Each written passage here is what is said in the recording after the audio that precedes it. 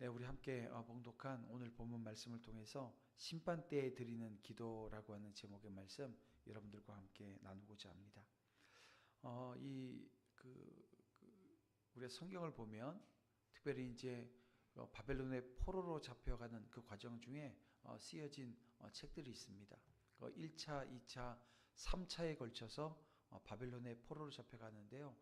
첫 번째 포로로 잡혀가는 그 과정 중에 이 다니엘서가 쓰여졌고, 두 번째 때 에스겔서가 쓰여집니다. 그리고 마지막 세 번째 완전히 멸망하는 BC 586년 그 완전히 포로로 잡혀가잖아요. 그 당시에 쓰여진 책이 바로 오늘 우리가 읽고 있는 예레미야 애가입니다. 그래서 이 애가의 말씀들을 보게 되어지면 하나님께서 하나님이 어떤 마음이셨는지에 대한 것들이 사실 이 애가에 잘 묻어 있습니다. 앞에서 이 예루살렘에 내린 그 여호와의 진노와 그로 인한 이 몰락한 이 백성의 현실을 생생히 우리가 예레미야서를 통해서 보지 않았습니까? 그 하나님을 향해 부르짖는 이 탄원의 내용으로 이 두 번째 노래의 막을 이제 내리게 되어집니다. 부르짖어 주님께 기도하는 것은 하나님의 섭리를 믿는 우리 성도들의 이 마땅한 태도입니다. 그래서 비참한 현실과 이 고통 중에도 주께 부르짖고 도움을 구할 때 하나님께서 오늘 우리에게 온전한 그 회복할 기회를 허락하신다는 거예요.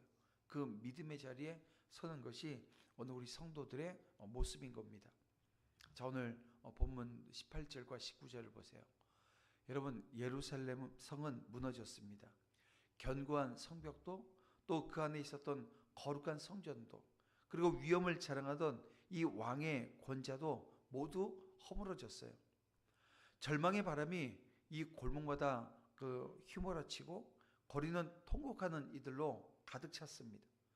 이 비극 가운데에서도 예레미야는 백성들에게 이렇게 외칩니다. 19절에 보니까요. 초저녁에 일어나 부르짖을지어다. 내 마음을 주의 얼굴 앞에 물 쏟듯 할지어다 라고 지금 말하고 있습니다. 예레미야는 눈물 젖은 마음으로 백성들에게 지금 말하고 있는 거예요. 이제 다른 길은 없다. 너희는 여호와께 하나님께 나아가라. 너희 마음에 가득한 이 고통과 이 억울함과 이 탄식을 물 쏟듯 주님께 쏟아내라는 거예요. 이 밤이 깊어질수록 더 부르짖으라는 거예요. 그 길 외에는 살 길이 없다는 것입니다. 여러분, 왜 하나님께 마음을 쏟아야 합니까? 예루살렘은 인간의 죄악과 교만으로 무너졌습니다. 스스로 서보려고 하는 그 수많은 시도가 다 실패로 돌아가 버리고 말았습니다. 그런데요, 이 예레미야는 아는 거예요. 절망의 자리에서 다시 일어날 수 있는 것, 그 길은 하나밖에 없다는 겁니다. 하나님께 마음을 쏟아 부르짖는 것, 그것만이 생명의 길인 것입니다. 눈물을 흘리며 기도하는 것은 여러분 연약해서가 아닙니다. 그것은 여러분 믿음의 증거입니다. 그러니까 시편 기자도 이런 고백하잖아요. 시편 62편 8절인데요. 백성들아 시시로 그를 의지하고 그의 앞에 마음을 토하라. 하나님은 우리의 피난처 시로다라고 말입니다. 그런가 하면 그 야곱을 한번 떠올려 보세요.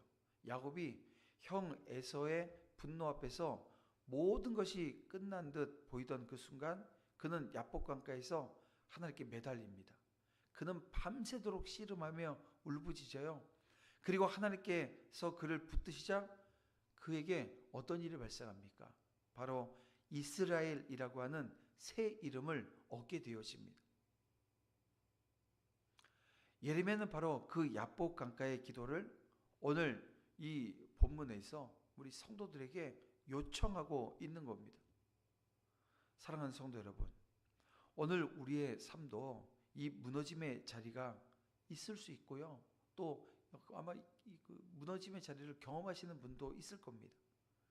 이런 거죠. 가정의 무너짐, 관계의 무너짐, 교회 쇠퇴나 나라의 위기 등등 오늘 우리가 인생을 살아나가면서 수많은 위기 앞에 오늘 우리는 놓여 있습니다. 그러나 우리가 잊지 말아야 할 사실이 있어요. 여러분, 이 절망에서 제기할 수 있는 길은 오직 하나입니다. 바로 간절한 기도와 여러분 그 기도의 내용은 진실된 회개이어야 한다는 것입니다. 하나님 앞에 마음을 쏟아내야 합니다. 주님은 부르짖는 자의 소리를 외면하지 않으십니다. 오히려 눈물 젖은 자리에서 다시 일으키신다는 거예요. 예레미야처럼 이 땅에 무너진 성벽을 바라보면서 죽어가는 영혼을 위해서 마음을 물처럼 쏟아 기도하십시오. 그때 하나님께서 친히 새 일을 행하시고 여러분 절망의 자리에서 일으키실 줄 여러분 믿으시길 바랍니다. 자, 이 두 번째 비탄의 노래는 그 주님께 이 끔찍한 현장을 보아주시기를 구하면서 오늘 본문은 마무리되어집니다. 그러니까 20절, 21절, 22절이 그 내용이에요.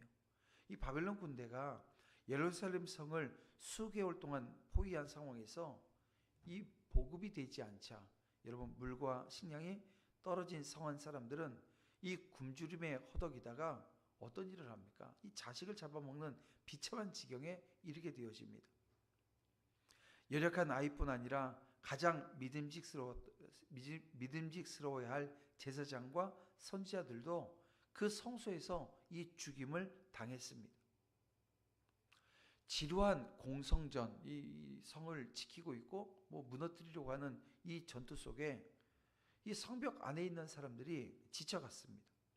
게다가 오랜 기간 성 밖에서 대기하던 군대는 이 성벽이 무너지자 이를 갈며 칼을 들고 또 무자비하게 성 안에 있는 남녀들을 이렇게 도륙하기 시작을 하는 거예요. 우리는 이런 참상의 기록을 통해서 하나님께서 저들의 죄악에 상응하는 심판을 내리신 것에 주목해야 됩니다. 그냥 선량한 사람들 이유 없이 죽어가는 게 아니었습니다. 하나님은 수많은 선지자들을 보내서 그들에게 그들의 죄악상을 이야기해 줬고 방법은 하나밖에 없다. 하나님께서 말씀하신 대로 따르라. 그게 뭐였어요? 바벨론에 항복하라는 거예요. 근데 어떻게 해요? 인간적인 방법으로 끝까지 맞섭니다. 그러니까 하나님의 뜻이 어디에 있는지에 대한 관심은 없는 거예요.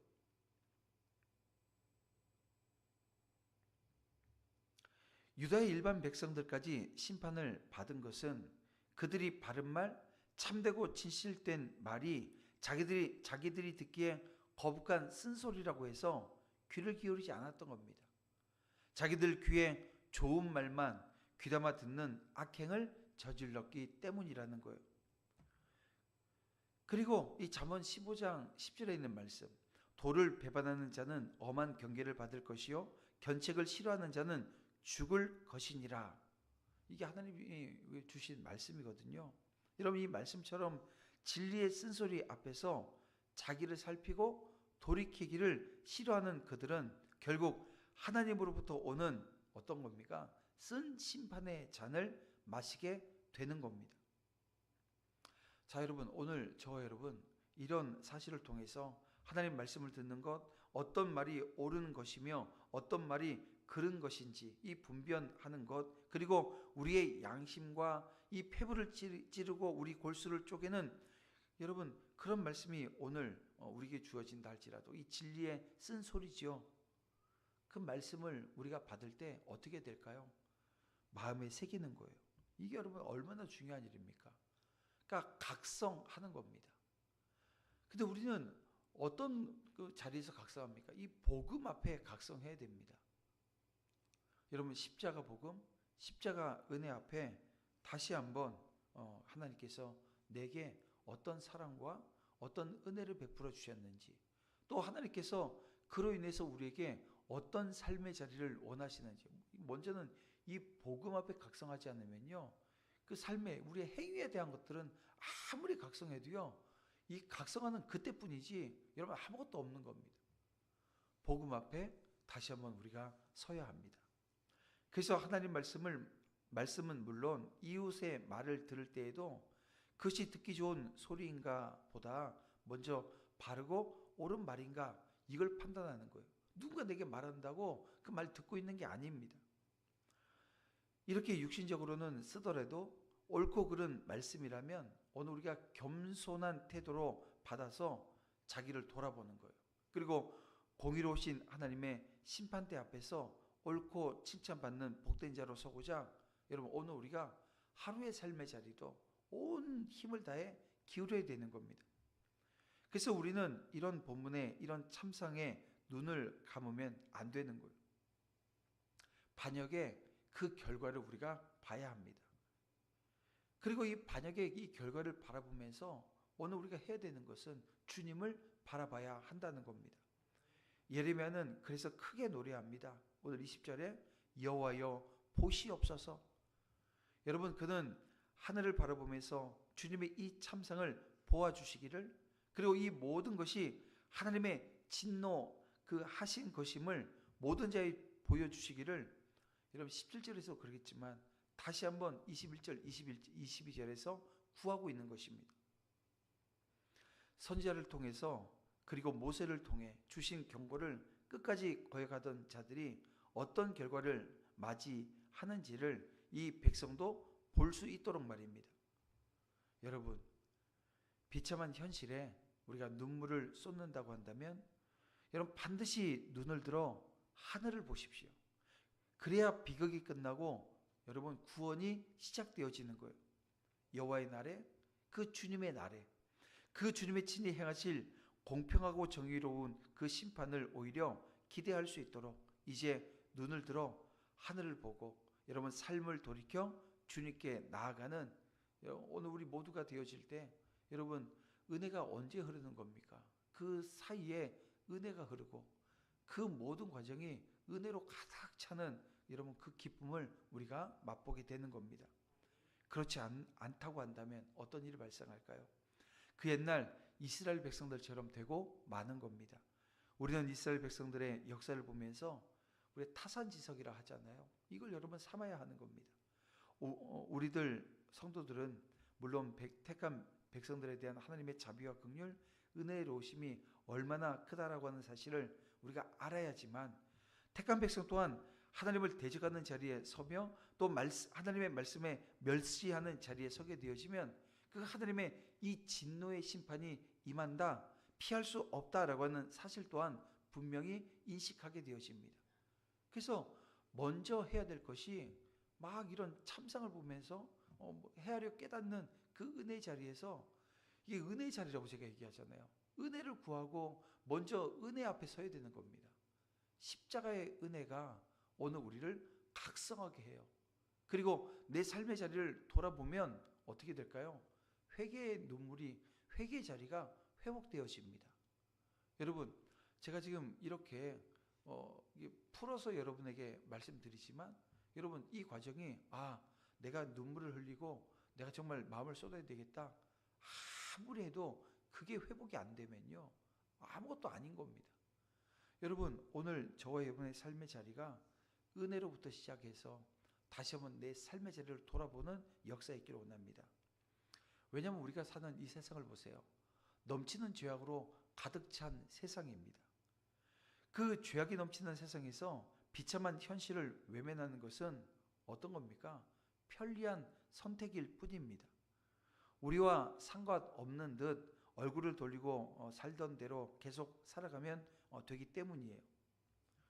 그러나 여러분 눈을 들어서 이 무너진 현실을 돌아보며 하늘을 향해 가슴을 치는 것은 이게 어떤 선택이에요? 믿음의 선택인 것입니다. 주님께 부르짖을 때 하나님은 크고 비밀한 일을 오늘 우리에게 보여주실 것이기 때문입니다. 그러니 우리는 마음을 쏟아 기도하고 하나님께 부르짖는 거예요. 여러분 그 은혜의 자리가 회복되어지기를, 그래서 저와 여러분이 여전히 하나님 앞에서 주님을 향해서 주님 때문에 살아가는 그 믿음의 자리 오늘 하루 온전히 살아낼 수 있기를 주님의 이름으로 축원함을 드립니다. 이렇게 주신 말씀 붙들고 이 아침 함께 기도합니다. 기도할 때 이렇게 기도하며 나아가겠습니다. 하나님, 무너진 우리의 심령과 오늘 교회와 이 나라를 긍휼히 여겨 주시옵소서. 비참한 현실 앞에 눈을 들어 주님을 바라보며 마음을 쏟아 기도하게 하시고 다시금 회복의 은혜를 다시 한번 경험할 수 있도록 주님 그 은혜를 허락해 주시옵소서. 우리 다 같이 주여